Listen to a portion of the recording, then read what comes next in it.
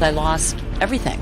I didn't want people to know. It was so fun for people to find me sexy. Basic Instincts has the most paused moment in movie history. What moment would that be? It revealed more than even Sharon intended. I lost a lot of work. All I was a joke. My husband divorced me, married his girlfriend, and they sued me for custody of my son. I've never really told anyone what I've been through. The sexiest woman on screen. Now she's taken a turn. All hell kind of broke loose in the hospital. I'd been hemorrhaging into my back, my head, my face, my spine. Every 18 minutes in America, somebody has a subarachnoid hemorrhage. About half of them will die. I had a 9-day brain hemorrhage before they found out. I was afraid to surrender myself. People think that strokes only happen to old people, but that's just not true. The patient directly across from me died while I was in there. Took me from being a foolish, superficial person to understanding and accepting my humanity. I'd read that you had one of those near-death experiences. When the stroke happened, I was standing behind my couch, and somehow I ended up over the couch, and I'd hit the coffee table, and I was on the floor. It was, in the movies, you see Zeus hit somebody with a lightning bolt, and they just sort of fly. I awoke on a gurney being taken down the hallway without discussion to me and without my consent or understanding. I didn't know, would they cut off the top of my head? All hell kind of broke loose in the hospital. By now, I had already been hemorrhaging for over 5 days. I called my mom, and I said, "Mom, I'm calling you from the emergency room." And I said, "I'm having a brain hemorrhage." And she said, "I'm on my way, I love you." Click.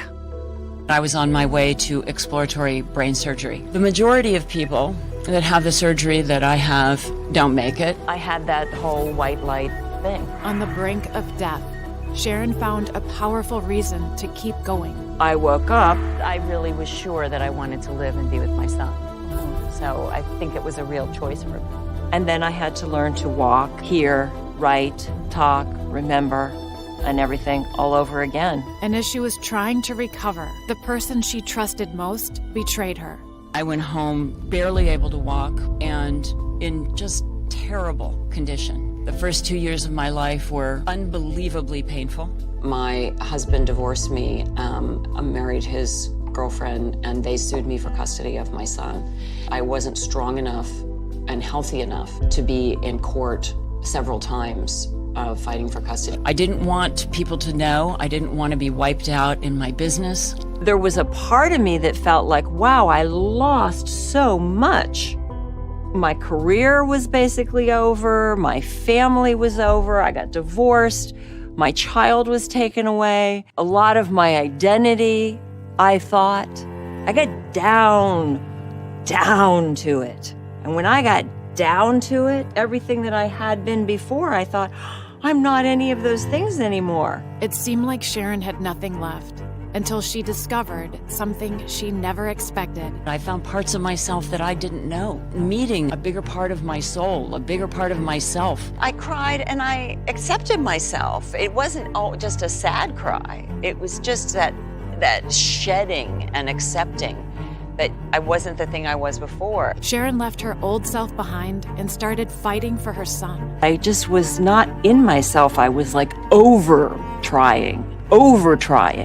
I had to learn how to learn differently. You get behind financially, you get behind in your career. You not only have to deal with your health and your family, but you also have to start over again once you are well. And you kind of disappeared for a while. Ultimately, I would say it took about 7 years for me to be fully and wholly recovered.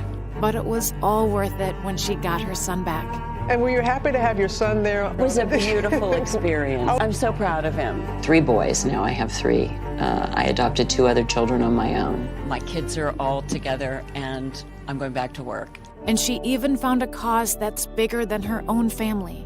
Why did you get so personally involved with AIDS? Through these very profound experiences, I just felt that my fame had a purpose. We raised $34 million. All of that goes to scientific research. We had a pediatric cure in the last year. I think life is a service job, and anybody who thinks they're self-employed isn't. Sharon faced death and found what truly mattered.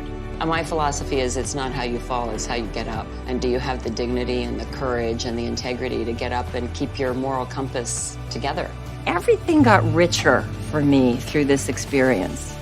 Everything got better for me through this experience. It was like starting over. So I want to say thank you for choosing me to be Woman of the Year, because there was a time when all I was a joke. Do you feel empowered? Each and every one of you is going to have a moment like mine, a moment that changes your life, one you might be aware of when it's happening and one you might not. You're going to have one if you haven't had it already, and you're going to be held accountable for it. So the time to decide who you are is now.